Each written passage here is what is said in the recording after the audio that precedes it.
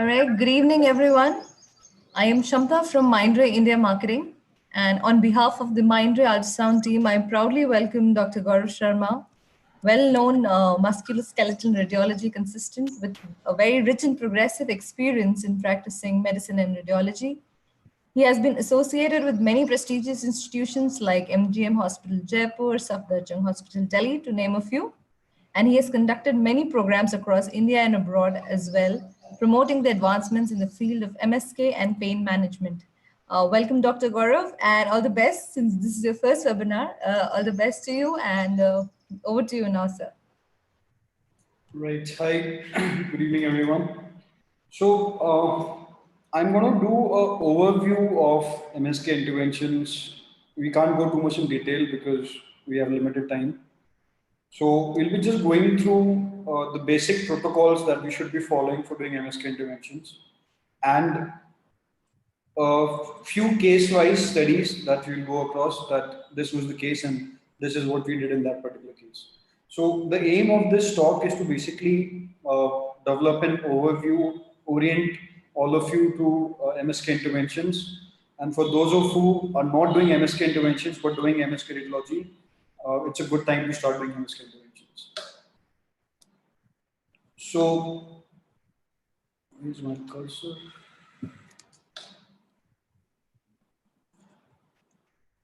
Right. So the first question that we start with is, why do we do guided interventions? You know, blind injections have been happening for the past 20, 30, 40, 50 years. Why do we switch to guided injections now? So it's very simple. If you can do a guided injection for anyone, it's better for that patient because the blind is called blind for a reason. You can't see anything. You just follow the bony landmark, you hit the bone, you pull back. You have to just imagine everything. So you really can't see anything. So guided injection is the only way to move forward when we talk about the good patient care. Targets can be anything from a joint to facet joint to biopsies, anything. So I just want to show this slide for those of you who believe that blind injections are as successful as guided injections. So this is one of the landmark studies which was performed, and it clearly depicts that the guided injections, in this case ultrasound guided injections, are far superior to palpation, that is blind injections, and most of the times even to fluoroscopic injections. Similarly, in this table also you can see that the accuracy rates are near 100% when done under ultrasound guidance. So now, before we go further into case-wise discussion, let's have an overview of that what all different types of interventions are there under MSK interventions which will come across. So this is one of the most common that I've seen people, one of the most common problems that I've seen people facing, that they don't know what to do when.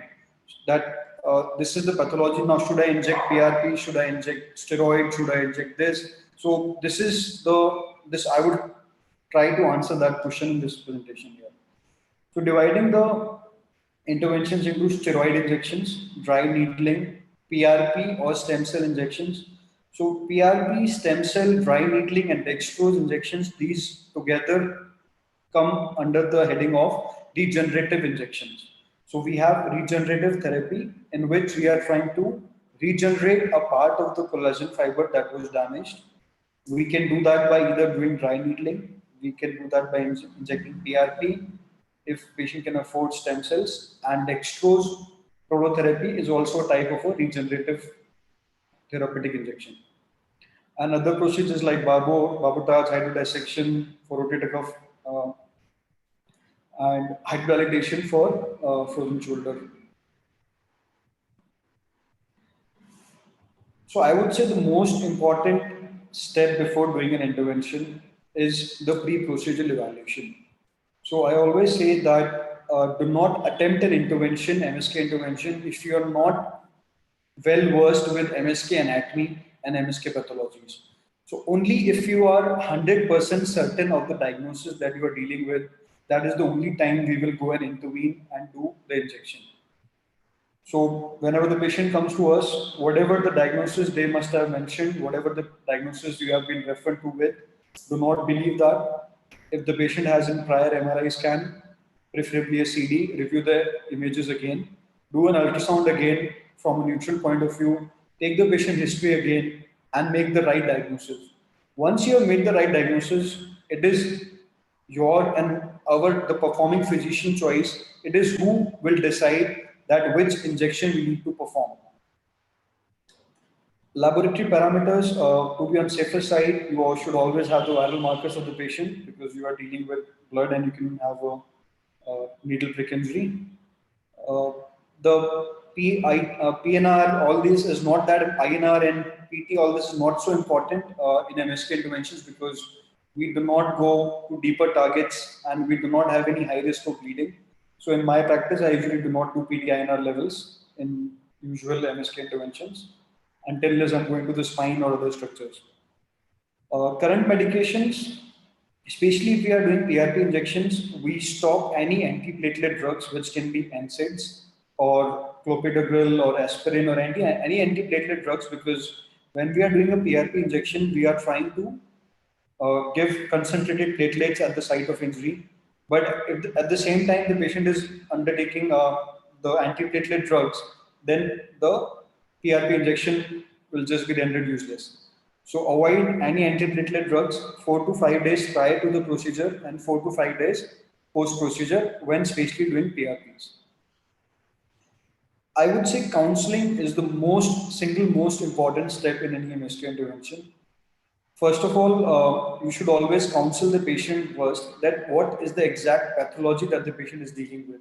Trust me, it goes a long way in creating a great doctor-patient relationship because most of the time what I have observed is patients do not know what they are undergoing and they are not aware of the exact pathology that they have and why are we doing what we are doing with them. So have a candid conversation with them, explain to them that this is a pathology. These are different are your options. Like you have a surgical management option, you have a conservative option. Explain them the pros and cons of each option. Let them decide the option what they want to choose, and then go ahead with that procedure. The patient compliance is very high when you explain to the patient prior to the procedure.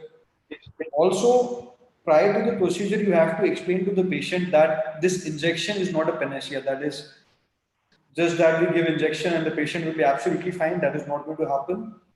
So we should explain the patient practically that you can expect a relief in the pain levels up to this degree, but do not expect yourself to be completely pain free after this procedure. And specifically, you have to mention about the importance of rehabilitation because I would say doing a right injection is only 20 or 30% of the work, and a good rehabilitation constitutes 70 to 80% in the final outcome recovery of the patient. So if the patient does not undergo rehab, he will not have the kind of result that he is expecting or we are expecting that we need to explain to the patient prior to the procedure. So that if the patient does not undergo rehab, he knows why he did not show the result that were expected, and it always works out in the best interest of the patient and us also. Equipment list, I always prefer that before I start the procedure, I have a detailed list of every single thing that I will require during the procedure. I have it on my table. I check before I start the procedure because when I was learning, when I was doing my SRship in Santism, a lot of times this happened that we would ask the resident or the patient to bring everything. We will start the procedure believing everything is in the kit, but when we are doing the procedure, we'll realize that maybe the LP needle was missing or something else is missing. Then you have to stop your procedure in the midway and then wait for the equipment to come. So make sure you have everything on the table before you start the procedure. This we already talked about. Platelet count, again, as I said, it's not that important in MSK interventions because the risk of bleeding is really low. But ideally, it should be more than 50,000. And especially if we're doing PRP injections, so the platelet count should ideally be more than 1 lakh. Because what we are doing in PRP injection is we are multiplying the native platelet count.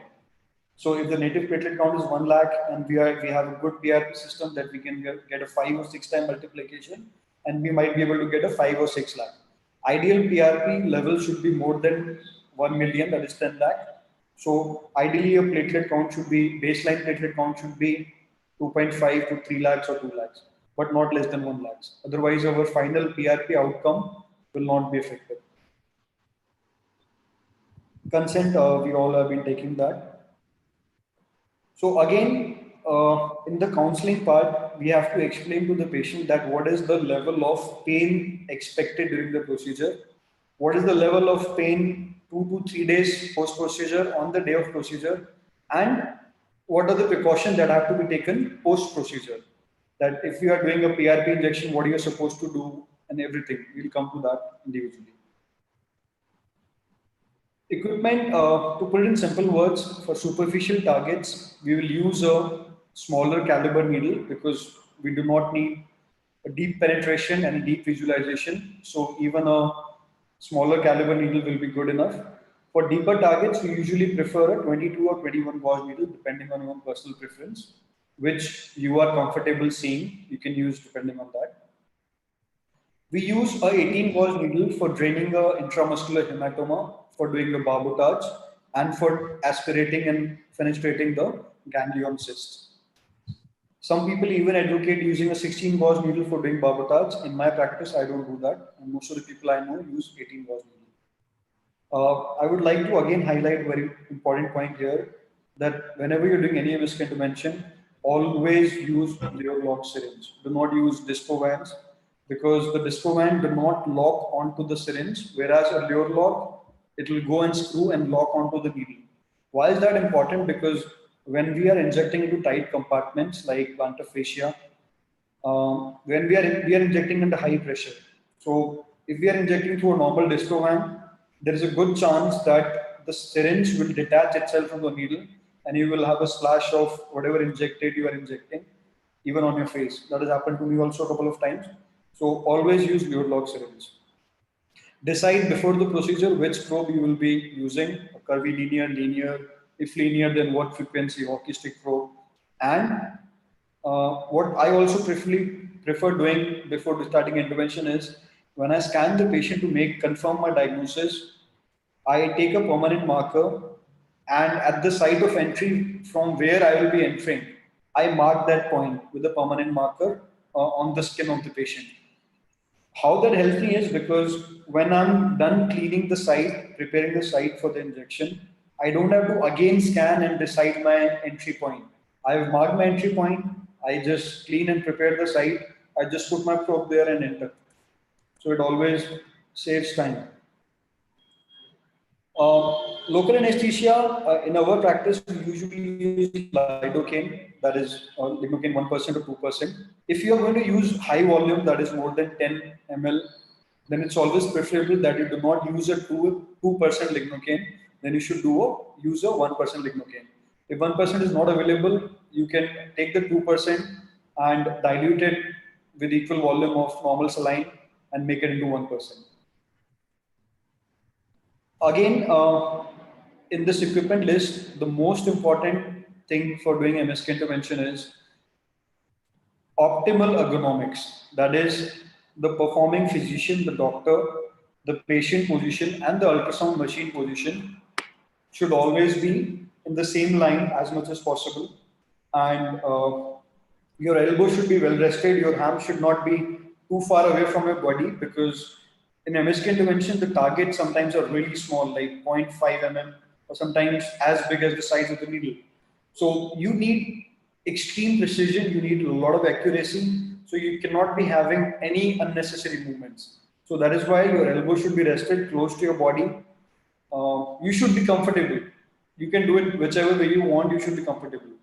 And the biggest rule in MSK intervention is that there is no particular rule that you should do this intervention in this position or this position. You can do in any position that you are comfortable with, because if you are not comfortable, your needle will never go to desired target. Another thing is use props. So let's say if you are doing a knee injection, PRP or anything, we can use a prop like a pillow, which has to be kept below the knee joint so that the knee joint can The suprapatellar recess can distend a little bit because of the fluid moving up by flexing the knee. So similarly, for any procedure, you can use different props. So if you're injecting TFCC, you can use a prop and keep it here likewise. Post procedure, as I mentioned, most important is to explain to the patient in detail that what is the level of pain expected 6 hours, 12 hours, 24 hours on day 3, day 5 to the procedure, and what they need to do to take care of that. So if we are not doing a PRP injection, we use any anti-inflammatory drugs post procedure like Enzoflam. These are all trade names, Zerodol SP or Dolo-P, anything. We do icing, always do icing post procedure. Again, if you are not doing PRP. If we are doing PRP, then no icing and no NSAIDs. No icing because uh, the icing will cause vasoconstriction. The vasoconstriction will result in the decreased blood supply to the target area, and there will be decreased inflammation. But in PRP injection, we are trying to cause inflammation. We are trying to cause as much as inflammation so that recovery can happen, and the icing will just antagonize whatever we are doing. So no icing with PRP. And it's always a good habit to take follow-up. I usually have the phone numbers of every single patient that I do procedure for, and I myself a lot of times call them up and take the follow-up. And that's the only way you learn. If you do a procedure, you do not take follow-up, you will never know what was the final outcome of the procedure you did. Because the aim is not to do the procedure. The aim is that the patient should get healthy, the patient should benefit and return to his normal lifestyle. And once again, I would really like to mention here that a good rehabilitation is the backbone of ideal expected recovery. So associate yourself with good rehab experts, good physiotherapists, because your results will be directly proportional to their expertise. So patient will come to you, you did the procedure, patient will say, I did not get well. So he will not understand that I did not have good rehab. So it is our responsibility that we direct them to a good rehab expert and we explain them the significance of it so that the final outcomes are good. So this was a little bit about introduction, and before we move on further, I want all of you to understand this concept of, so there was a concept of tendinitis before. So there is no such term as tendinitis because tendons usually do not have inflammation until unless we are dealing with seronegative arthritis. That is the only time we can have inflammation of tendons. Otherwise, tendons have degeneration. And we use the term tendinopathy or tendinosis for those injuries. So tendons and ligaments, these predominantly have a anaerobic respiration. So what is the good thing about that is that they are less prone to injury because they have an anaerobic respiration. But the downside to that is once they get injured, they are less prone to recover also as compared to other tissues like muscles who have a rich oxygen and blood supply. Now, we also need to understand the concept of type 1, type 2 and type 3 collagen fibers. A normal healthy tendon ligament is composed of type 1 collagen fibers that is parallelly arranged to each other. When a tendon degenerates, the type 1 collagen fibers, depending on the severity of degeneration, can get replaced by type 2 or type 3 collagen fibers. Type 2 is disorganized and type 3 is completely irregular. It is completely disorganized and they are not. So the tensile strength decreases from type 1 to type 2 and type 3 onwards. Why I want to explain this is because in the past there were people doing a lot of steroid injections for tendon and ligament injuries, but it is absolutely not justified. There is no rationale behind it because that's why we have moved on to doing regenerative procedures for these injuries. So what PRP or regenerative injection does is that they create new collagen fibers. So a tendon which earlier had type 3 collagen fibers, when we are doing PRP or a dextrose or a dry needling, we are causing inflammation, we are causing fresh injury. The healing will occur and new type 1 collagen fibers will be laid down in that tendon or ligament. So that is why they fall under the category of regenerative therapeutic injections. So now let's understand the indications wherein we will use steroids. So as we all know, steroid is an anti-inflammatory. So we will use steroid only when there is inflammation. So when can there be inflammation? Inflammatory bursitis, synovitis, inflammatory arthritis, or sometimes neuritis. So those times we will do peritoneal injections. So we have Chemacort, Depomedrol, or betamethasone. I usually in my practice use either Depomedrol or Chemacort, although betamethasone is the most potent steroid, but it is short acting. And Chemacort is the most long acting, that is triamcinolone long. And Depomedrol is prednisolone. No, that. As I said, in my practice and all the experts that I know, they do not use steroid injections for tendon and ligament injuries anymore. The only time we will use steroids for tendon and ligaments is if the patient is an elite sportsman and the patient really insists that there is a really important tournament coming up and he just needs to get rid of his pain for a few weeks. We need to explain to the patient that this is not a cure and this is actually going to worsen your injury. So once the patient consents to that, that is the only time we will do a peritendinous or ligamentous steroid injection, and that also has to be done on the surface of the tendon or ligament, never in the substance of the tendon. I rarely do it. I hardly ever do it. So dry needling, what is dry needling? Dry needling is that we put a needle at the site of injury. We pass the needle, do a repetitive to and fro motion of the needle at the site of injury 15 to 20 times. What it does is it causes fresh injury. So in a chronically injured ligament or tendon where the healing had ceased, we are causing a fresh injury, and the fresh injury will cause the primary intention, secondary intention healing to happen. Inflammation will occur, macrophages, all this will come. There will be increased blood supply, and then the new collagen fibers will be laid down. So that is dry needling. Now we have been talking so much about PRP, that is platelet-rich plasma, and there is so much literature with new literature coming every day on PRP, different uses of PRP. So what is PRP and how does PRP work? So PRP basically, we take the autologous blood of the patient and we process the blood. So in our practice, we do a double spin method wherein in the first spin we separate the plasma from the blood.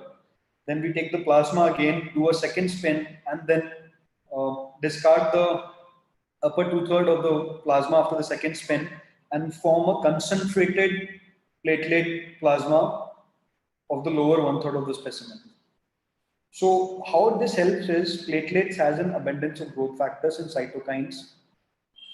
So this is a list of various growth factors that are present in platelets. Now, again with PRP or any regenerative procedure, you have to explain to the patient that depending on the initial severity of injury, the patient will require maybe 1, 2, or even 3 sittings, sometimes even 4 sittings. So the patient needs to be explained that prior to the procedure. Then patient also needs to be explained that these are not like a magic injection that I will give you injection today and tomorrow you'll be fine. That will not happen. So we are doing a regeneration of the collagen fibers, and that takes up to 6 to 8 months for the complete regeneration, organization of the collagen fibers to happen. So there are 3 different phases under PRP injections. So we have a initial inflammatory response that lasts up to 3 days, in which the growth factors are released from the platelets at the site of injury. The inflammation will occur. Then we have the healing phase, proliferative phase, in which the fibroblasts come, and this lasts for around few weeks. And after that, we have the final phase of the remodeling, which can last up to 6 months. So that is why PRP takes 6 to 8 months, because this whole process of new collagen fiber formation takes about 6 to 8 months. Now there is a lot of talk these days also about dextrose injection. So I would like to mention here that there is a term called prolotherapy. So what is prolotherapy? Prolotherapy is that we are causing formation of new tissue by injecting a irritant fluid or a fluid at the site of injury. So PRP is also a type of prolotherapy. we call that PRP prolotherapy. Similarly, we can also use dextrose for doing prolotherapy, that is known as a dextrose prolotherapy. Now, dextrose injections are of two types. One is dextrose prolotherapy done using hypertonic dextrose, that is dextrose concentration more than 12%. In my practice, I use 25% dextrose when I'm doing a dextrose prolotherapy. Now, what we need to understand is there's a second type of category of injection with dextrose that is known as PIT, that is perineural injection therapy, in which we use isotonic dextrose. So, a hypertonic dextrose will cause tissue proliferation, and isotonic dextrose is used for perineural injections where the patient have developed a neuropathic origin of pain. So this isotonic dextrose causes a downregulation of a particular receptor, which causes decrease in the neuropathic origin of pain by the nerves. So we limit 5% dextrose to only for perineural injections. And for tissue proliferation, dextrose prolotherapy, we use 25% dextrose. About PRP, as I mentioned, you can either use a single spin or double spin. We don't use single spin. And then you can use the commercially available PRP kits, and the PRP kits can be divided into two types, that is low PRP systems and high PRP systems. Now these high PRP systems, we are expecting a multiplication from the original platelet count by 4 to 5 times or up to 8 times. In our practice, we get a platelet count multiplication of around 5 to 6 times. So, and it is highly useful in our practice. So now let's move on to a spectrum of cases that we'll see. So this was a case of he was a gymnast, professional gymnast, and he had developed pain in the region of the acromioclavicular joint. And sorry, my phone's on. The patient had developed pain in the region of acromioclavicular joint. On imaging, we could determine that there was early changes of osteoarthrosis of the acromioclavicular joint. In this case, we did a steroid injection. So you can see this is the acromioclavicular joint. This is the needle within the joint cavity. This is the superior acromioclavicular ligament. So before you do this injection, you have to be sure that the needle tip has pierced the superior acromioclavicular ligament and the needle tip is visible. So if we go too deep, we might puncture the inferior acromioclavicular ligament and enter the subacromial bursa. So the needle tip should be visible and we should be into the joint. So previously for AC joint arthritis, we used to do steroid injections, but over the past 1 year or so, I have stopped doing steroid injections for AC joint arthrosis, and we do either dextrose prolotherapy or PRP injections for osteoarthritis. Because again, it is a degenerative process and we are trying to do regeneration. And we can see post-procedure that there is presence of injectate within the joint cavity. So another advantage with doing guided injection is from a medical legal point of view, which is not so prevalent in India as of now, but I'm sure it will be happening one day or later. So for medical legal point of view, we can save the image with the needle at the site of target and you can give to the patient. So it confirms that the injectate was done at the desired site of target. So if the procedure does not work, if the results do not come, so there is no confusion that whether my injectate did not work or whether my injection was at the right site or not. So we are sure about which was the site of injection. Now, one of the most common injections done in our practice is shoulder joint injection or the glenohumeral joint injections. You can do it for inflammatory arthritis, in which case you could be using a steroid, or you can use for degenerative arthritis, or you can also do with the same procedure, you can also do a arthrogram for doing a MR arthrogram. So this is the anatomy of the posterior glenohumeral joint. We can see this is the glenoid, this is the humeral head, this is the glenoid labrum, this is the infraspinatus tendon, and this is the space where the needle should be. So the needle will come from lateral to medial. This is the needle coming. They will pierce the infraspinatus tendon and enter this space. And once the needle is within the space. You can see the needle is within the space. It's moving right here. Once we are here, we will do our injecting. One technique which you can use when you are learning initially, you can use the technique known as hydrolocation. So what is that term? So hydrolocation is, let's say for example, if you are injecting into a joint. So if I'm injecting into a joint, when I inject, there should be an absolute free flow if I'm into the joint. So we will inject a small volume, let's say 0.5 or 1 ml of normal saline or lignocaine, and confirm that there is a free flow, and only then do our real injection, which is either PRP or steroid. So that technique is known as hydrolocation. So you can see post-procedure, you can confirm, and you can print and give this image to the patient, and it confirms that the injected was at the desired timing. Now, this is a very common procedure that we do in our practice. This is anatomy of the rotator interval. This is a sagittal cadaveric specimen of the rotator interval. This is the corresponding ultrasound image. So you can see in the rotator interval, this is long head of biceps tendon. This is the coracohumeral ligament, and this is the superior glenohumeral ligament. The same is seen in the ultrasound image right here. So basically what we do in this procedure is that in adhesive capsulitis of frozen shoulder, there is thickening of the joint capsule shrinks, and a lot of inflammatory exudates are being released into this rotator interval, along with inflammation of the coracohumeral ligament and thickening of the coracohumeral ligament.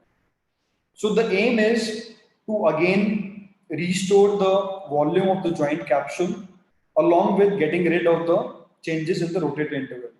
So there have been different approaches proposed to doing hydrodilation for shoulder joint in adhesive capsulitis. But in my own personal experience, I have done all of them, and I finally do only hydrodilation through rotator interval because my results are just exceptional. So I have seen patients with abduction degree of only 30%, and at 1 week, the patient has a complete range of motion. So the results are absolutely exceptional in my own experience. So what we do in this approach through the rotator interval hydrodilation is, we will put a needle tip between the coracohumeral ligament and the long head of biceps tendon right here. So you can see this is the intended needle track. You can come from lateral to medial or medial to lateral. I prefer medial to lateral. So I can slide parallelly between the coracohumeral ligament and the long head of biceps tendon. If I come from laterally, then I have a very small window. I cannot slide parallelly between those two. Sorry. So this image shows that this rotator interval, whatever we inject here, all the fluid will distend this rotator interval, and the fluid will ultimately go into the glenohumeral joint cavity. So we will serve dual purpose, that is, we will dilate the glenohumeral joint cavity with capsular distension, along with the dilatation of the rotator interval, and I also do little bit of fenestration of the coracohumeral ligament. So this is the probe position, and this is the corresponding ultrasound image. You can see this is the rotator interval. There is a needle coming in the rotator interval between the long head of biceps tendon and the coracohumeral ligament. So once you are here, again initially there will be free flow, but as the capsule expands against pressure, the flow will become more and more difficult. So initially free flow should be there. And I always do this procedure after doing a suprascapular nerve block with lignocaine or ropivacaine. Why? Because after I'm done with this procedure, we do a capsular stretching, that is a manual stretching of the joint capsule to extend it to maximum abduction as much as possible. The suprascapular nerve block that I did will decrease the pain and will let us do maximum abduction possible for this patient.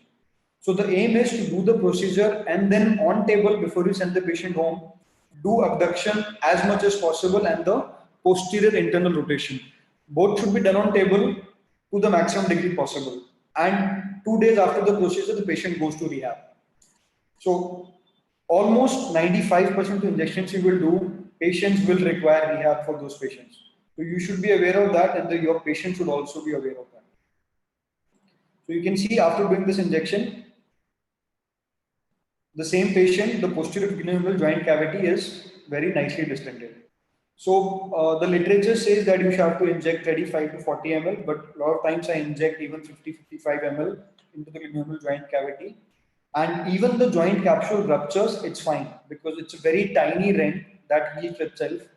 So that is also perfectly fine. So sometimes you might come across a problem that you injected 50 ml from here, but when you go back and see from the posterior interval glenohumeral joint cavity, you will not see anything. That is because the joint capsule has ruptured and all the fluid has leaked out, which is perfectly fine.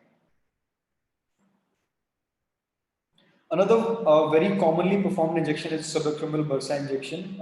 This is usually done when there is an inflammatory subacromial bursitis. So this is a cadaveric specimen image where you can see this is supraspinatus tendon, and this subacromial bursa has been separated by this forceps. So you can see supraspinatus tendon. This is the subacromial bursa, and this is the needle entering the subacromial bursa.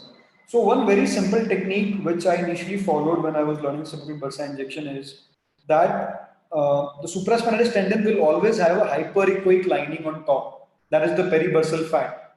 So your needle should be on top of that peribursal fat, that echogenic lining. And once you are there, again use the technique hydrocollocation. Inject 1 ml normal saline. You should see the bursa distending. Once you see that, do the rest of your injecting.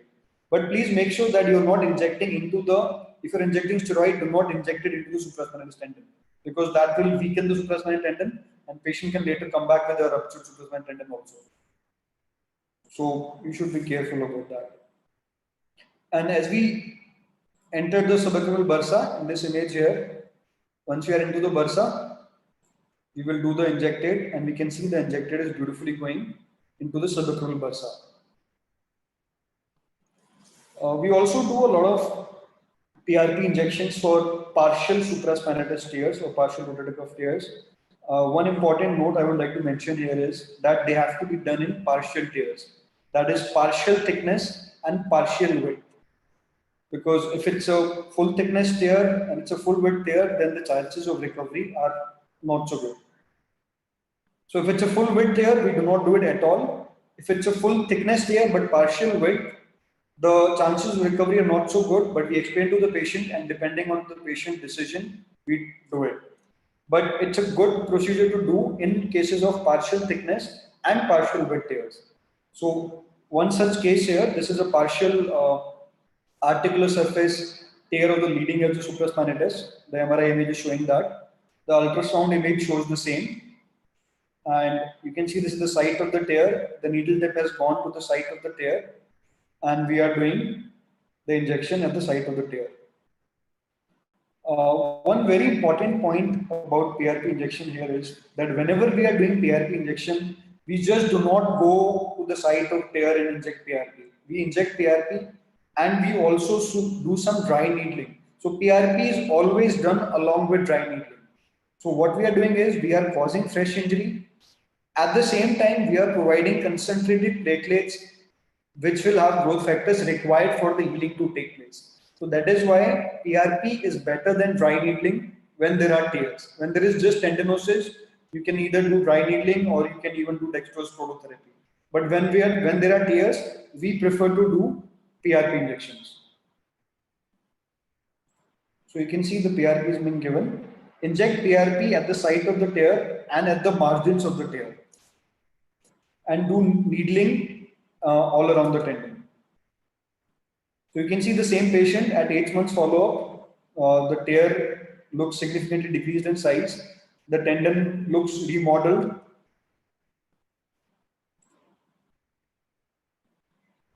Barbotage is another very commonly done procedure. So barbotage is basically a presence of calcifications within the tendons, and we are trying to either aspirate or break down that calcium that is there in the tendon. Now, the calcium can either be hard or soft. Ironically, I have come across 95% of times in my practice, I have come across hard calcifications, call it my luck. So this is one such case. This is a radiograph in which you can see there's a soft calcification and a dense calcification in the region of supraspinatus tendon. The ultrasound image shows the same, the soft calcification and the dense calcification.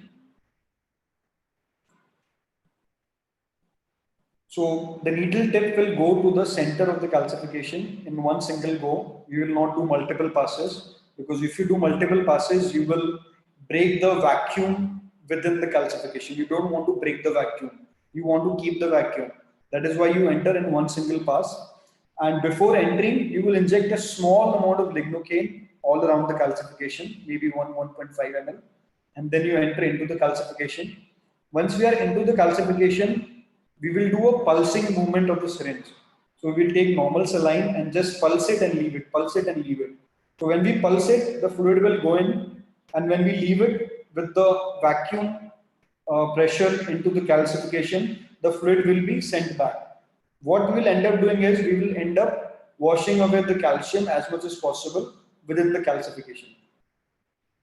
So this is what is happening here. You can see this is the calcification, this is the needle tip, and this is the fluid being pulsed in, and then again the fluid goes back into the needle. And you can see post-procedure, this is all the calcium that was aspirated into the syringe. I borrowed this case from Dr. Ankit Shah, sir, because as I said, most of the cases I have are of hard calcifications. So this is one such case. This was an elite sportsman. He was a shot put thrower, and he developed a calcification into the subscapularis muscle belly tendon. You can see these are dense calcifications because they have a posterior acoustic shadowing, as compared to this calcification because there was no posterior acoustic shadowing. Whereas in this case, you can clearly see the posterior acoustic shadowing. So these are dense calcifications. Now don't get disheartened when you're not able to aspirate calcium out of dense calcification, because that will never happen. So what do you do in these cases? So what you do in these cases is you take a 18-ball needle, you go to the site of calcification, you break it down into as many pieces as possible, you debride the surface, and you come back out. So that is what we are doing here. You can see we are breaking down the calcification, penetrating it, and post-procedure immediately you can see this was the initial calcification, and post-procedure it has been broken down into multiple small pieces. Post-procedure always make sure that you're also injecting some amount of steroid into the subaqueal bursa, because sometimes some calcium might leak out from here into the bursa, and that will result into inflammatory calcific bursitis. So you don't want the patient to come back with a lot of post-procedure pain. So inject a small amount of steroid into the bursa. So you can see the same patient 8 months follow-up, the calcifications have significantly decreased in size. So I will start skipping through cases because we don't have. So I would like to mention here that in our practice, we are also doing a lot of intralabral PRP injections for degenerative tears. I would like to mention here is for degenerative tears, labral tears which are not displaced, labral tears which are not extensive but are painful. So for those degenerative tears, we are doing PRP injections, and we have seen decent results so far. I have personally done 7 of these, and 3 of those patients are very happy with the result they have. So this is one such, this is slap tear with the adjacent paralabral cyst. You can see the paralabral cyst, the same paralabral cyst and labrum over here. And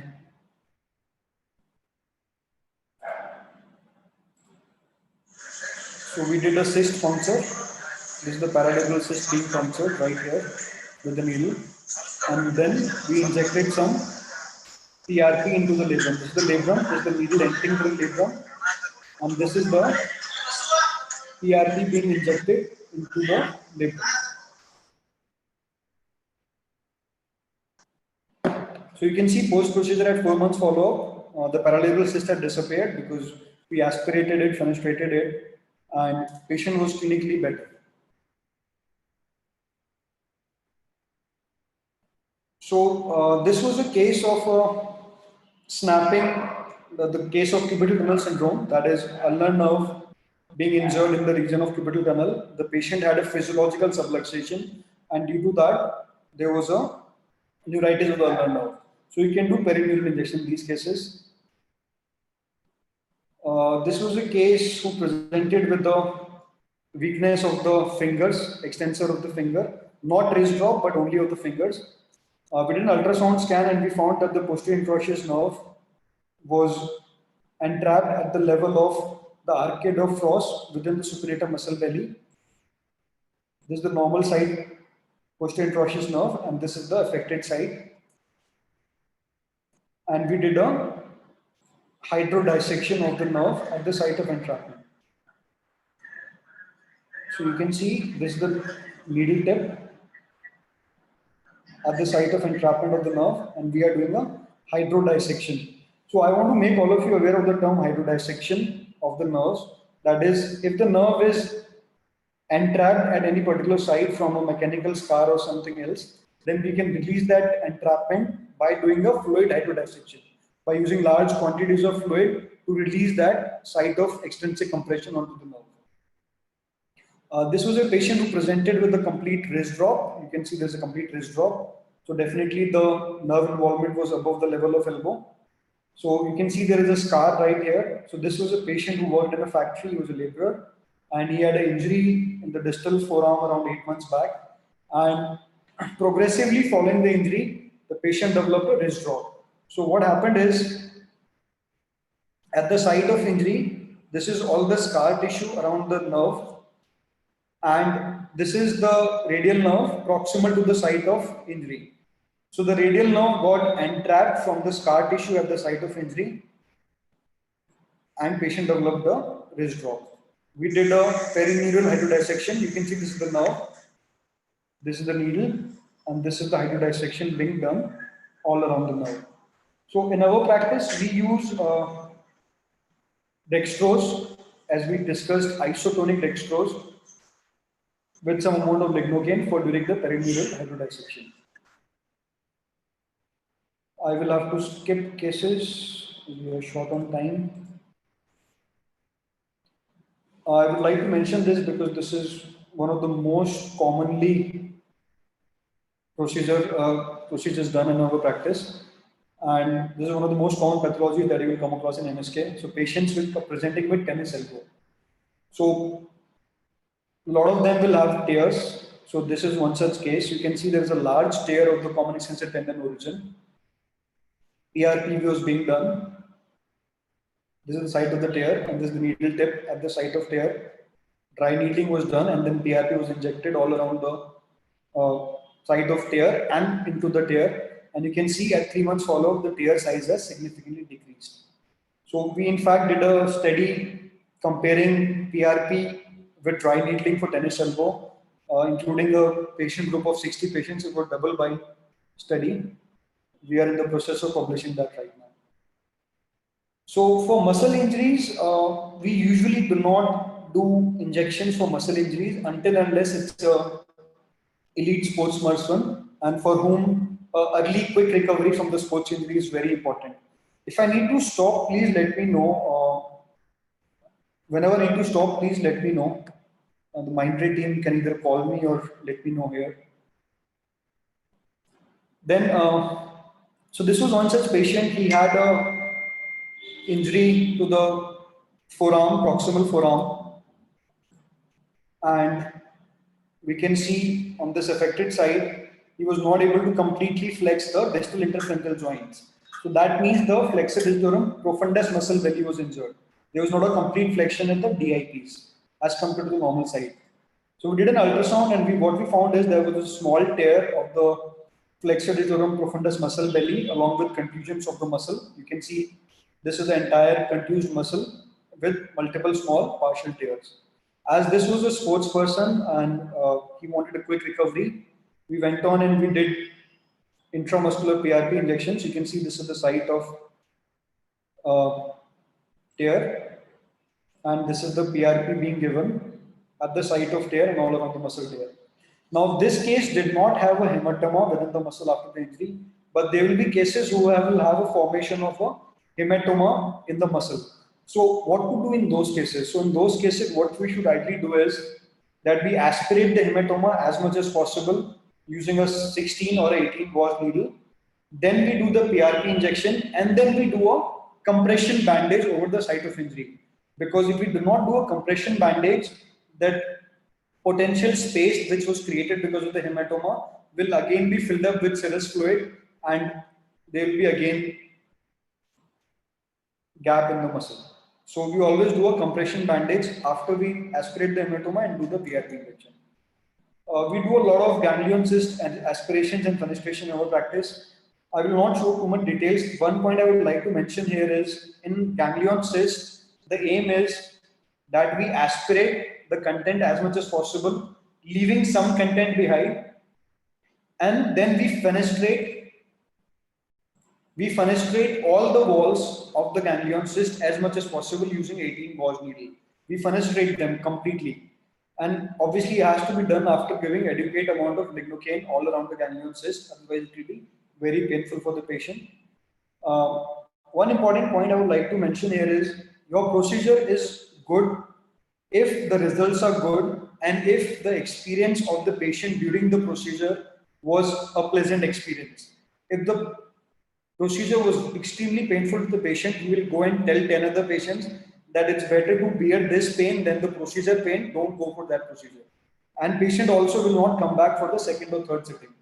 So for doing all PRPs like tennis elbow and the supraspinatus PRP injections, we do them all of those injections after doing the respective nerve blocks. So we do a tennis elbow PRP after doing a radial nerve block. We do supraspinatus PRP after doing a suprascapular nerve block. We do a tendo-Achilles PRP after doing both tibial and sural nerve block. Otherwise, these are extremely painful procedures. So once you fenestrate the ganglion cyst at multiple places, leave some amount of fluid behind, because otherwise the cyst will completely collapse and we will not be able to inject the steroid and the sclerosant into the cyst. So we inject a small amount of steroid, 40 mg of steroid, and injection hyaluronidase, which is an irritant and causes the damage to the walls of the cyst. The same patient, you can see pre-procedure, this was such a big ganglion cyst, and at 6 months follow-up, it has completely sclerosed.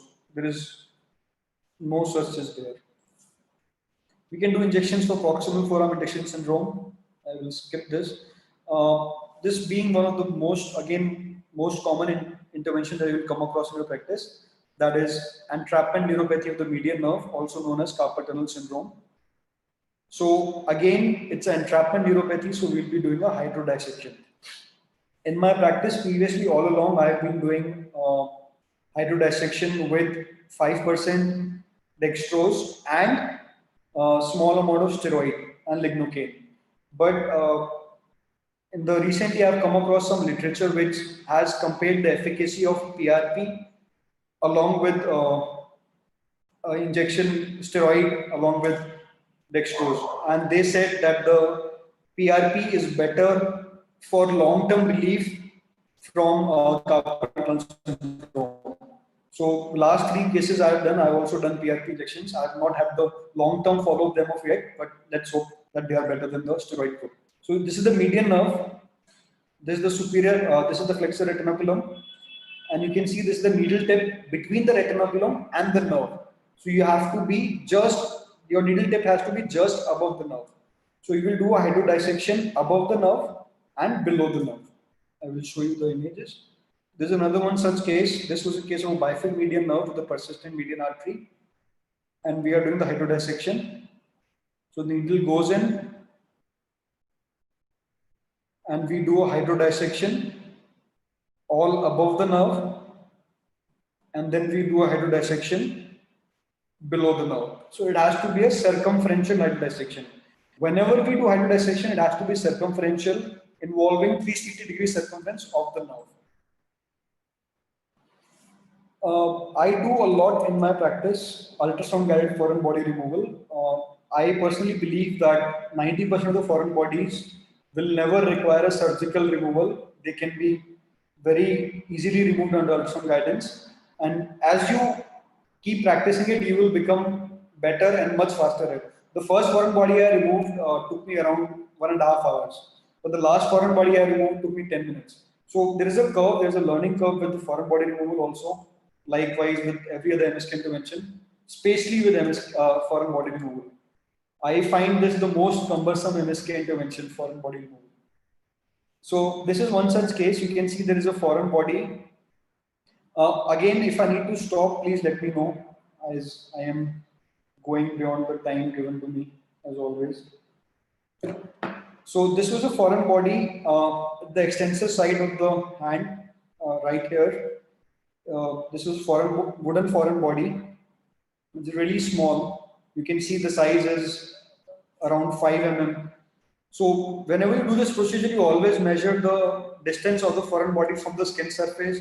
You measure the size of the foreign body, and then you decide whether you will be using a mosquito forceps or an alligator forceps. If the distance is more than 1 centimeter, then it's better to use alligator forceps. If the distance is less, then you can use a mosquito forceps. So we are doing, this is the foreign body, this is the needle going in. And we are doing a hydrodissection of the foreign body. So what do I mean by the term hydrodissection of the foreign body? Now, in cases, especially in cases of chronically embedded foreign bodies, there's a lot of formation of granulation tissue all around the foreign body. And the foreign body is badly stuck in that granulation tissue. So what we do is we take the needle tip above the foreign body, we do a manual dissection of the tissue with the needle tip, and we do a fluid hydrodissection.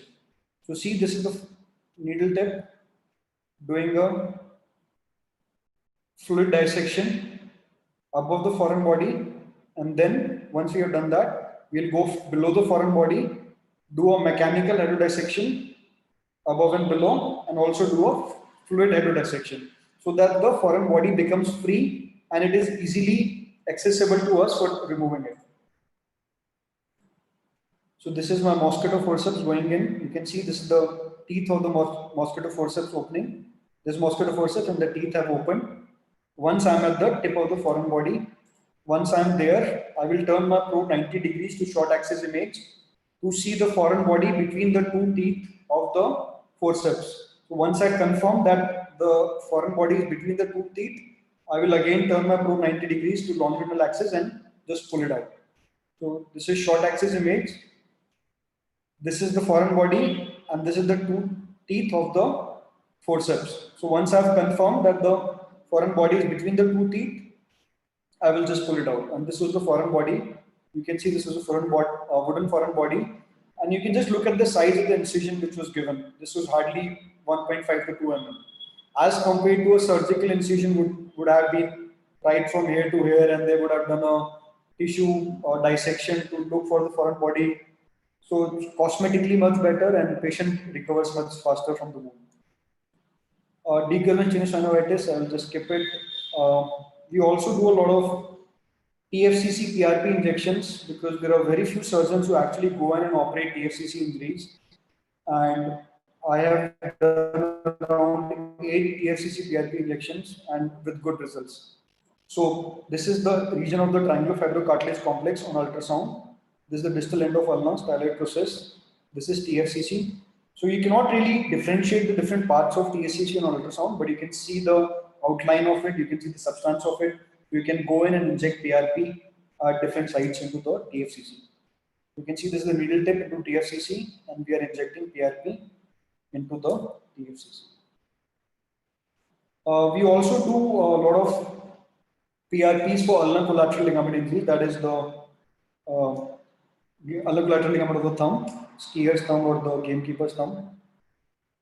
So you can see this is the ulnar collateral ligament. This is the needle tip into the ulnar collateral ligament. And we are injecting PRP into the ulnar collateral ligament. Now this patient did not really have a tear of the ulnar collateral ligament, but this patient was a lead sportsman again, and he wanted a quicker recovery. So whenever we do these PRP injections, we put a cast for 3 weeks, thumb spica or a cast for 3 weeks, and then after 3 weeks, the rehabilitation program begins. And this patient could return back to his sports in 6 weeks after the first injection. We can do steroid injections or alcohol ablations for neuromas, which can either be stump neuromas or motor neuroma or any other neuromas. So this is a stump neuroma of the sciatic nerve in a patient who had a above knee amputation and he had a lot of pain. So this is the needle tip into the neuroma. And next, moving on to another very common indication that I will come across is plantar fasciitis.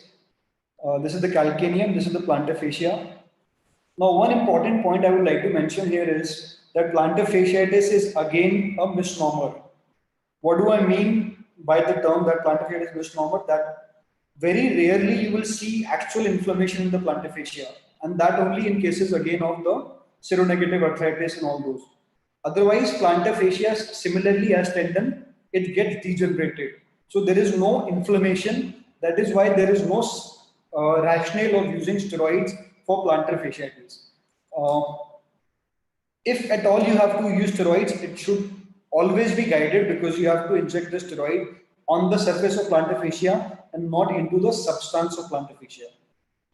This is a case, more than 3 years old case, when I used to do steroids for plantar fascia as advised by the referring doctor, but I don't do it anymore. So another thing I would like to mention here is that sometimes the referring doctor, if the doctor is referring to you, will say that you have to do this, but you have to do what you believe is right, what you think is right, because ultimately it was you who gave the injection and you are responsible for the outcomes of the injection.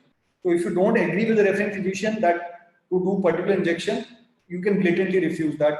I don't think that this is indicating this procedure. This should be done. I follow that in my practice.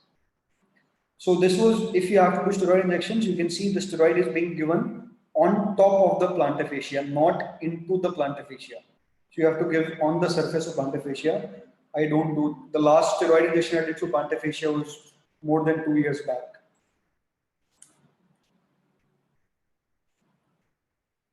So now in my practice for plantar fasciitis, I either do dry needling or dextrose prolotherapy or a PRP injection. If there is only thickening of the plantar fascia, I do either dry needling or dextrose prolotherapy. If there is a tear of plantar fascia, just like any other tear injury, then I do a PRP injection. So you can see this is the plantar fascia. This is a needle tip within the plantar fascia, and we are causing to and fro injury to the plantar fascia. One important point about dry needling is that once you enter the plantar fascia or tendon, you do not have to come back out of it every time. You stay within the tendon or the fascia and you keep causing the injury, staying within the surface of the structure. We also do PRP injections for chronic or acute ATFL injuries. Acute if the patient is a sports person, he wants a quicker recovery, doesn't want to take a chance. So then we do in case of acute injury. If it's a chronic injury like this case, so you can see this is a anterior talofibular ligament which looks very homogeneous and hypoechoic. So this is a remodeled anterior talofibular ligament. The patient had an ankle sprain around 8 months back and he was a runner and he still had pain while running. So we did a PRP, we did 3 serial PRP injections for this patient. So you can see this is the antetalofibular ligament. This is the needle tip within the antetalofibular ligament. And once you are here, again you will do dry needling and you will inject the PRP. And this is, you can see the antetalofibular ligament of the same patient at 6 months interval, and it looks much better than what it looked at the initial imaging. Also, in cases of, especially in cases of sports person who have a partial ACL tears, they are not candidates for surgery, and they don't want to take a chance with the remodeled healing of the anterior cruciate ligament. So in those cases, we go ahead and do a intraligamentous injection of PRP into the anterior cruciate ligament. We can see a distal part of the anterior cruciate ligament on ultrasound, not the entire substance of it, but good enough for us to do the injections. So this is the needle tip. This is the anterocruciate ligament. So this was one such patient. You can see this is the anterocruciate ligament, and I did a out of plane injection. You can't see the needle because it was out of plane injection, and this is the needle tip moving, and the PRP was injected into the anterocruciate ligament. For chondromalacia patella or for early osteoarthritis, grade 1, grade 2, PRP or stem cell injections are the treatment of choice actually on date for early chondromalacia patella. So, followed by good rehabilitation again. I would like to emphasize again and again the role of a good rehabilitation in the final good outcomes of a patient. So, if you are associated with good rehab specialists, very well. If you're not associated with them, find them, because your results will completely depend on them. So this is the patellar cartilage. This is the lateral medial end of patella, and this is my needle tip next to the cartilage. And you can actually do some dry needling of the cartilage also. But the needle gauge has to be small. It has to be a 25G or 26G needle. You can't use a 21G needle for the cartilage needling. And then you inject PRP, and I have had quite good results. Another common procedure we do in our practice is sclerotherapy for slow flow vascular malformations. So this was one such case. He had a slow flow vascular malformation of the vastus lateralis. You can see on the coronal and the axial images. This was the ultrasound image of the same patient. We can see the slow flow vascular malformation. And this is the ultrasound image post sclerotherapy. So in our practice, we do first sclerotherapy, we use both polidocanol and injection bleomycin. And injection bleomycin, we do not give with the syringe pushing fast. We give with the infusion pump at the rate of 20 ml per hour over a period of 1 hour. And we mix injection bleomycin with distilled water. So this is the same patient. You can see pre-procedure, such big vascular malformation, and at 3 months interval, it's a completely sclerosed vascular malformation. And the patient was actually an athlete and used to have a lot of pain while doing exercise of the legs, and that pain also completely disappeared. This is the sclerosed vascular malformation. I will just skip it. I also do ultrasound guided injections for trigeminal neuralgia into the pterygopalatine fossa. Last few slides. If I need to stop, please let me know again. So we can go on for 5 more minutes. Okay, thank you so much. So I will take only 5 more minutes. So we also do a lot of this in our practice. So for patients with sciatica, I will go on to state that actually what has been my observation in the hospital that I have worked in, 60% of the patients who were operated for spine surgeries actually would not have ever required a spine surgery if they were properly managed conservatively. That has been my experience. I am just sharing my experience. So for the patients who have a nerve impingement from a disc or from ligamentum flavum or a joint facet joint arthropathy, if there is not significant canal compromise, if it's just nerve being impinged, in those cases, the patients can do very well with these injections and then followed by a good rehab, correcting the posture of the patient and strengthening the core muscles and the back muscles. Most of them will not require a surgery because patient gets the pain because the nerve gets irritated, and because of the irritation of the nerve, chronic irritation of the nerve from the impinging disc, the patient feels the pain. And because of the pain, the patient a lot of times is not able to undergo good rehab. They are not able to do exercises because of the pain. So what we can do is we can do the injection, that is transforaminal CT guided injection. We can take away the inflammation, decrease the pain, and then patient undergoes a good rehab. And I have seen 80% of those patients will not come back with recurrence. So a proper, careful patient selection is very important in these cases. You should not go ahead and inject in those cases which need surgery. So you should be very careful about the patient you are choosing here. So this is one such case. You can see the MRI scan of this patient. So this is the disc which is showing a caudal migration and which was impinging onto the traversing nerve root at L3, L4 level. So we had to do the injection. Since this was the traversing nerve root L3, L4, the injection has to be done at the exiting L4, L5 on the same side. So you can see the injection is being done.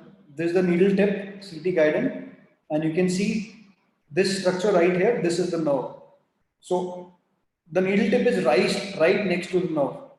So if you are good at CT guided procedures, I would like to say that CT guided transfemoral injections are actually much more precise than fluoroscopic guided injections, because in fluoroscopic guided injections you have to imagine the nerve, you just follow the body landmark. But in CT guided you can actually see the nerve, you can see, and you can go right next to the nerve. You don't have any chance of injuring the nerve. You cannot penetrate the nerve if you are good with CT guided procedures. And post procedure, once you are next to the nerve, we will do the injection here. And post procedure, you can see the entire nerve is encased by the contrast.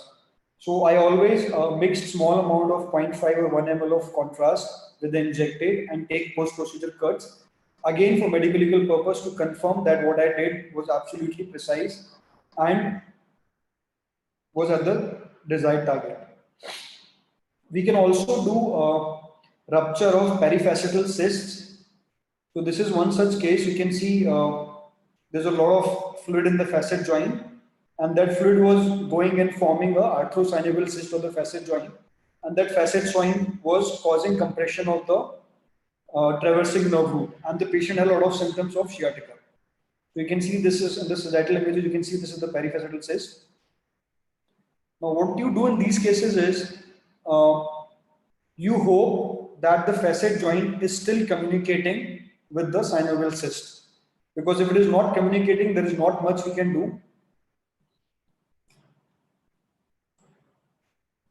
Fortunately, in this case, the cyst was communicating. So you can see this is the needle tip. This is the needle tip into the facet joint, and then we injected contrast into the facet joint. And when we injected contrast in the facet joint, the perifacetal cyst filled up with the contrast, confirming that it is a communicating cyst with the joint. So now what we can do is we can inject 4 to 5 ml of normal saline and distend and burst the cyst by the fluid going from the facet joint into the cyst. So in this case, what we did is we did an additional thing. So we injected another needle on top of the below needle and actually went into the cyst between the two lamina, into the interlaminar space. We actually went into the cyst, burst the cyst, perforated it, and from the other side, so you can see there are two needles. This is one needle and this is the other needle. So with this needle, we burst the cyst, and with this needle, so we did a lavage of the cyst with the two needles, and the cyst was completely perforated and burst. So you can see the same patient 3 months follow-up. All the acute fluid in the facet joint has disappeared. There is just some chronic arthritic changes, and the cyst had completely sclerosed. So most of these patients again will not require surgery. In my experience, only 1 out of 6 cases of peripheral cysts that are performed did not burst, and it eventually went to surgery. So if you can save a patient surgery without compromising the final outcome, I think there is no better thing than that. We also do chemical lumbar sympathectomy of the lumbar sympathetic chain in cases of patients with severe rest pain in peripheral artery disease or Bursar's disease, or patients who have even arterial ulcers. So by causing ablation of the lumbar sympathetic chain, which are posterolateral to IVC and aorta on either sides, we can ablate the lumbar sympathetic chains with alcohol, and the patient will have instant vasodilation in the affected side. We also do a lot of SI joint injections. This was done around 1.5 years back. Now I do all my SI joint injections under ultrasound guidance. So whatever you can do under ultrasound guidance, do them in ultrasound guidance. Only those which you cannot do under ultrasound guidance, those procedures you should do under CT guidance. So that's the last slide of my talk. So in the end, I would like to conclude by saying that as a MSK radiologist, we are not just diagnostic radiologists anymore. We have also become the treating physicians. So we should first of all believe that we are the treating physicians and we should act the same way. We are responsible for what happens to the patient. We are responsible for the final outcome of the patient. We should be in communication with the patient as we are the treating physicians whenever we are doing any MSK intervention.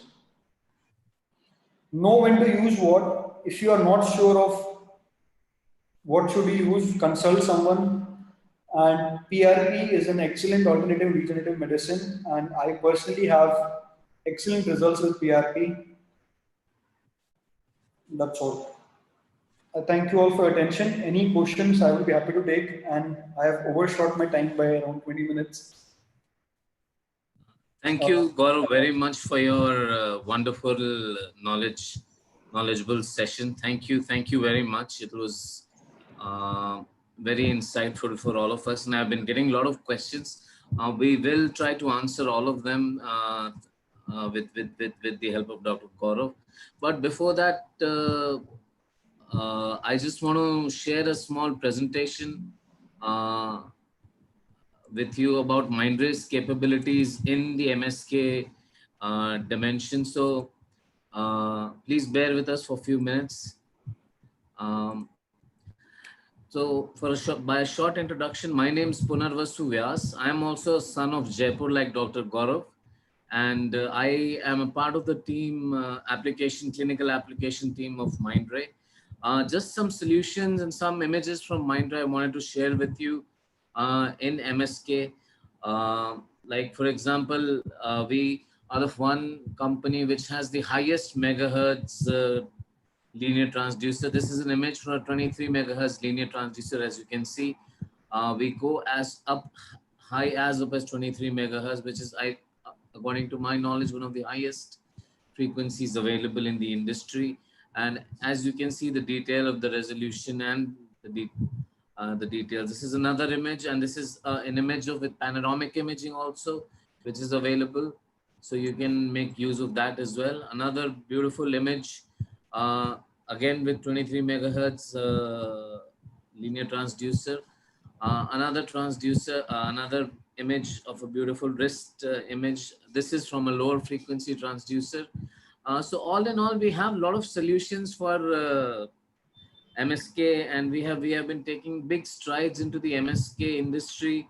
Dr. Gaurav has done a lot of workshops with us in the past also, and we look forward to a long relationship with many of the doctors with us. So how do we do it? So we do it with a very cutting edge transducer technology called a combo wave transducer technology. So what we do is instead of using normal elements or normal crystals or piezo, we use piezoelectric elements which are composite elements. Now composite elements are more durable. They are more, the signal to noise ratio is better and the spatial resolution is better. We combine that with Mindray patented 3T technology. That is why we call them combo wave transducers, and we get a very excellent image.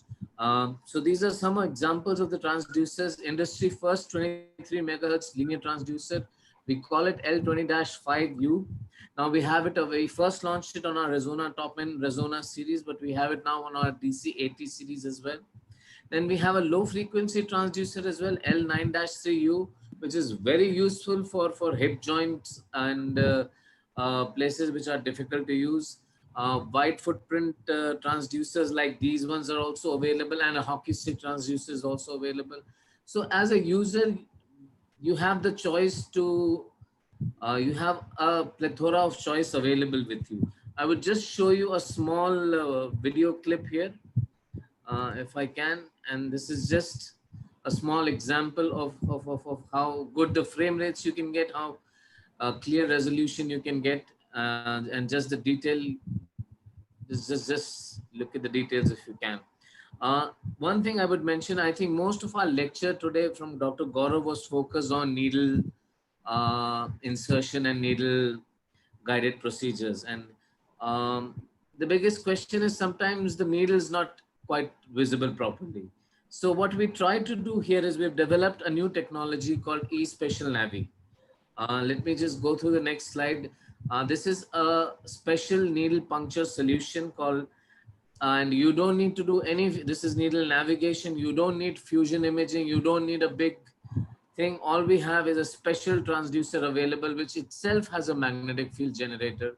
We magnetize the needle, and what we do is with the magnetized needle, you can track the needle, you can track the trajectory of the needle even before inserting the needle inside the patient. So based on that, your accuracy for procedure increases, and this is available on our Premier and Resona systems, and also available on our portable systems called the TE7.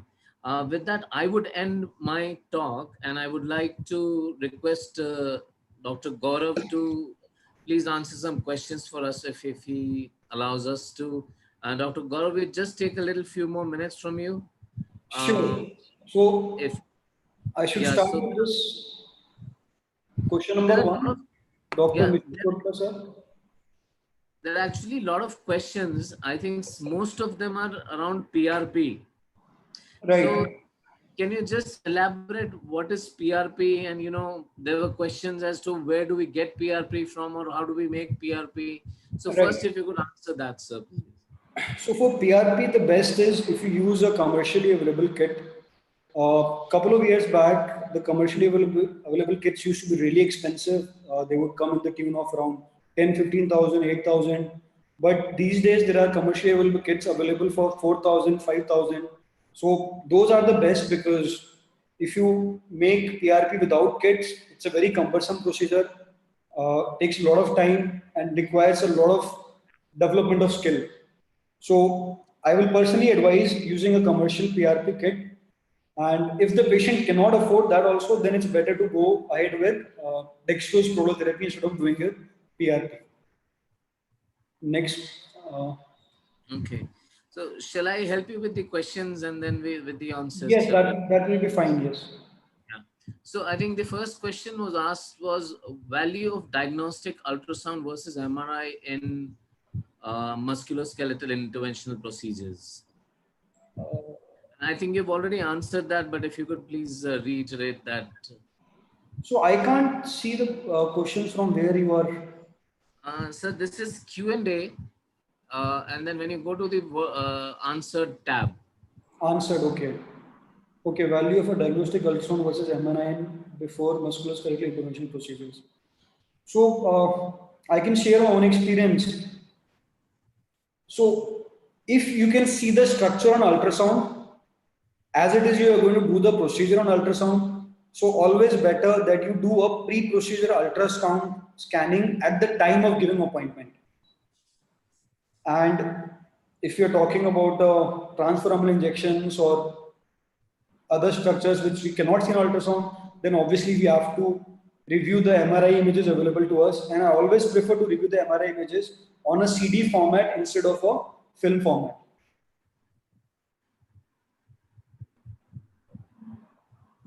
Next question. Sterile precaution during the procedure.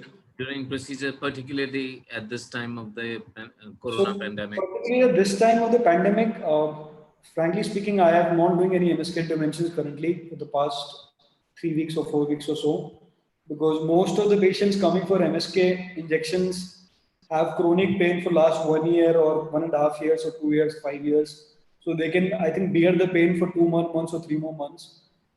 As it is not justified to expose an elderly patient coming to the hospital for an injection, and in turn he might get an infectious disease. So I'm not doing procedures right now. Sterile precautions, otherwise, other than corona, we all know the procedures to be taken on ultrasound machine for corona. But other than that, it's always better to use a sterile probe cover, a sterile jelly. If you don't have sterile jelly, then you can use a Betadine. And if you don't have a sterile probe cover also, then it's always better to sterile the whole entire probe using Betadine and then use the probe. Or sometimes the endoscopy department of the hospitals will have the sterile camera cover for their endoscopic probes. So you can use that sterile camera covers for your ultrasound probes. So what is PRP? PRP is platelet-rich plasma. I explained in the slide how does it work, what it is. What do you do for needle-related pain in PRP injections? So yes, important, good question. So no NSAIDs, no ice pack. We only use either paracetamol or tramadol.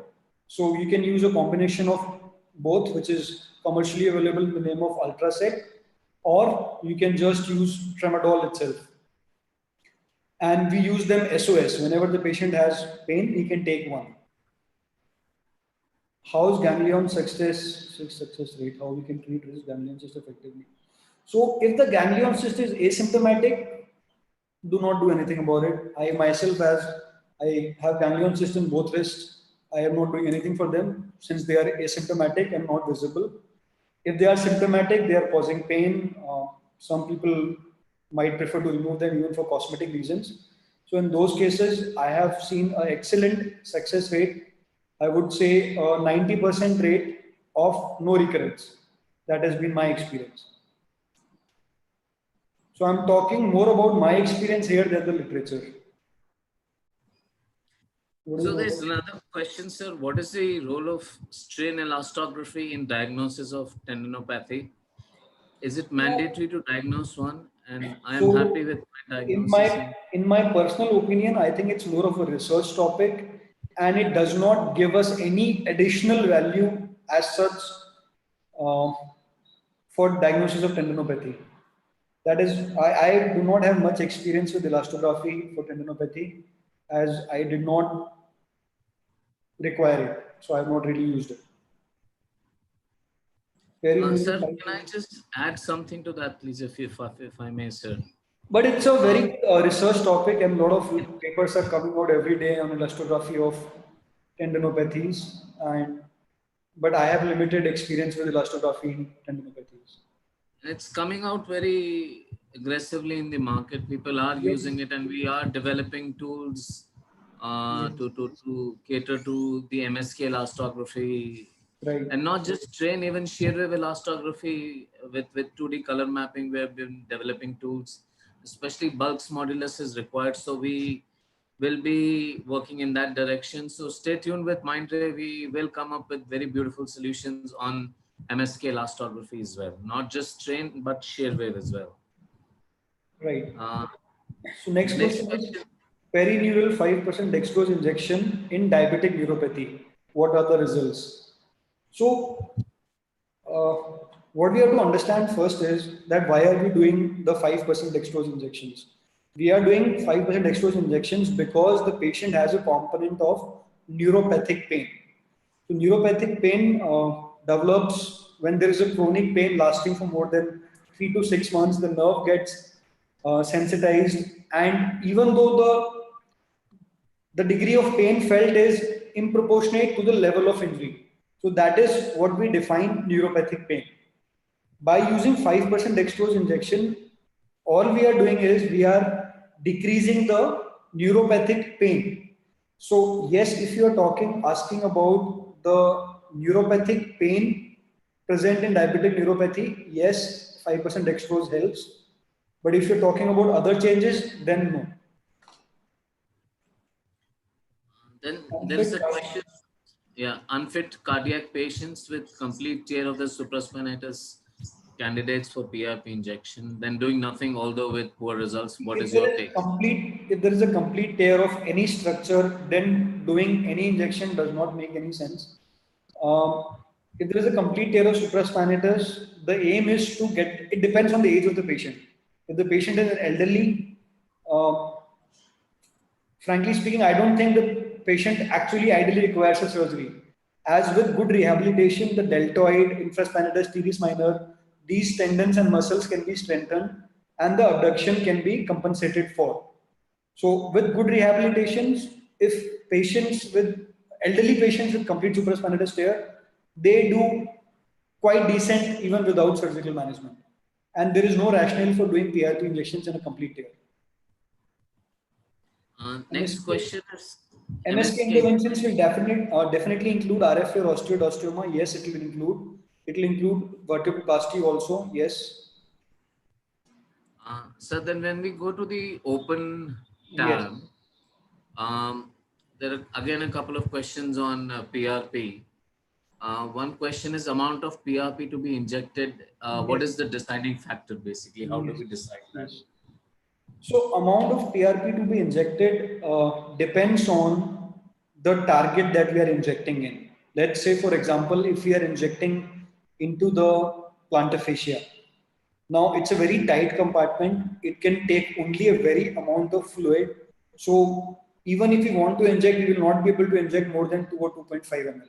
So ideally, when we are talking about tendon ligament injuries, injecting 2 to 2.5% of, or sometimes even 1.5% of PRP is acceptable. When we are talking about joints, if we are talking about a knee joint, it's a large joint. So it's a good practice to inject 6 to 8 ml of PRP into the large joints, and into the small joints. Again, if we are injecting PRP into the first carpometacarpopharyngeal joint for the arthritis or first MCP, then even 1 to 1.5 ml of PRP will be enough. So it depends on the target that we are injecting in. This is what decides the volume. Then another question from Dr. Srinivas. It's in tennis elbow, which level of injury, like bone tendon level or tendon level muscle, would respond best with PRP?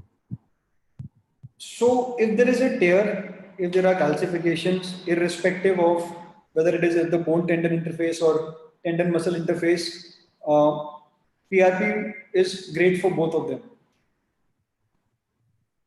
But most of Thank the you very much. injuries that I have come across is at the level of bone tendon level.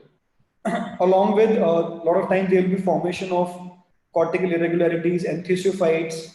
So it's a good practice when you see enthesiophytes and all that. So it's a good practice to also, along with dry needling and PRP, you should also do needling of the cortex of the underlying bone. You should just abrade it. And if there is an enthesiophyte, just break the base of the enthesiophyte from the underlying bone.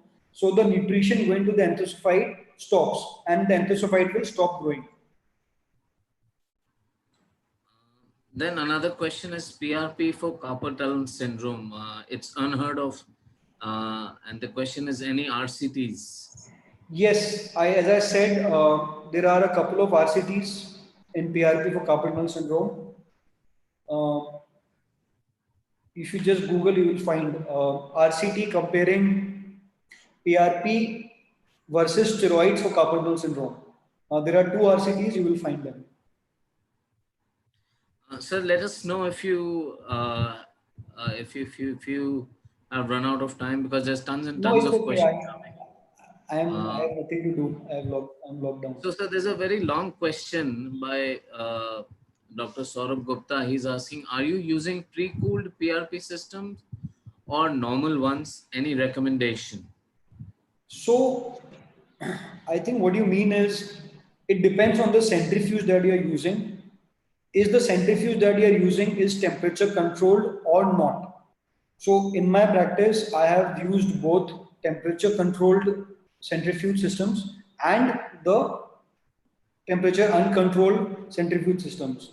And practically speaking, I did not find any difference in the final outcomes that I had.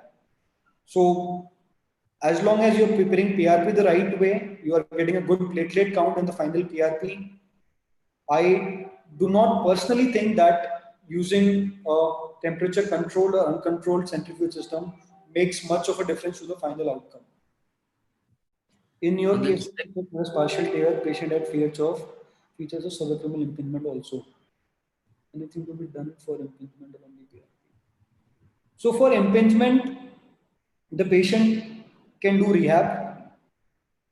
So impingement, what is the cause of impingement? You have to decide what is the cause of impingement. If the cause of impingement is a lateral downsloping acromion, so those patients will undergo rehab, but they even might require acromioplasty, that is debriding of the undersurface of acromion.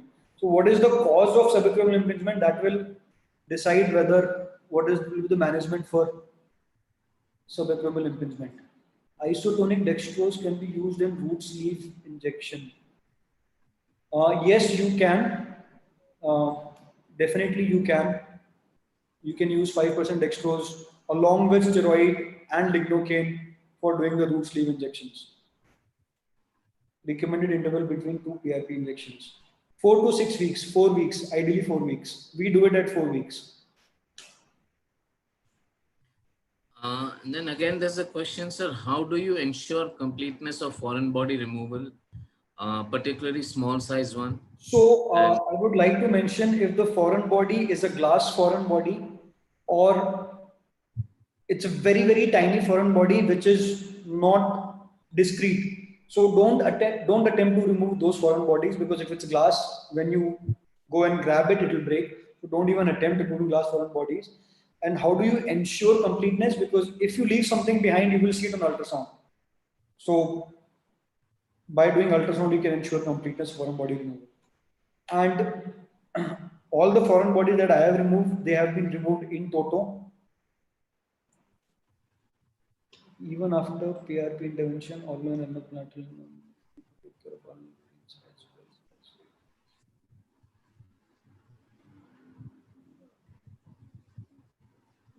So I will answer this question by text.